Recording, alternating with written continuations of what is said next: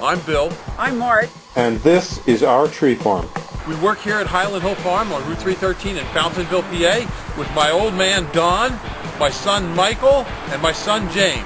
And one thing we've learned after 35 years in the tree business, we never know what job we're going to do next.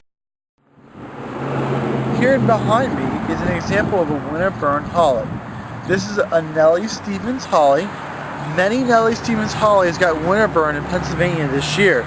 This is 2014. We had a very bad, cold winter with lots of winds and many days where the high temperature was in the teens.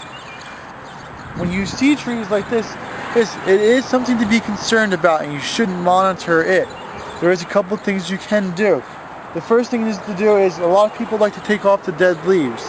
You don't really have to do that, and sometimes you don't want to do that because if you take off a leaf that's dead, that you think it may be dead, it actually may not and may hurt the tree later.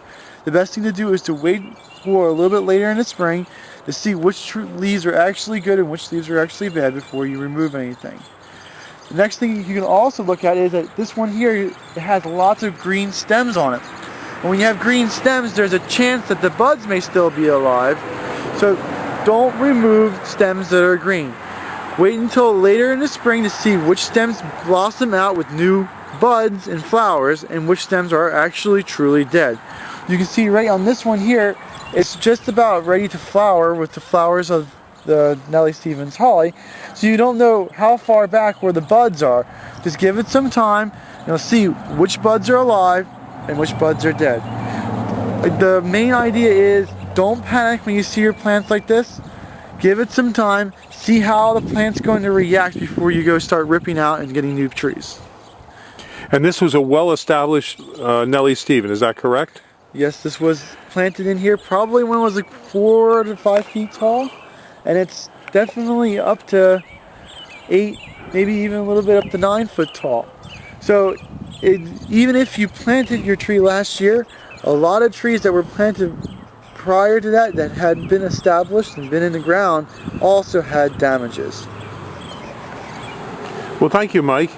And what other trees suffered windburn damage this year from the severe winter? All evergreens suffered this year. It doesn't matter whether it was a spruce, a pine, a holly, a skip laurel, yew, they all got hurt with this really bad wet winter. Just give whatever you see. Sometimes you'll see stuff that loses the needles. Some of it doesn't look very good. Whatever it is, just take a look at it and let it do what it's going to do. Don't force something or don't start cutting until you know what is actually dead. Okay, thank you very much. If you have any questions, you can call Michael at 267-446-2376. All right, very good.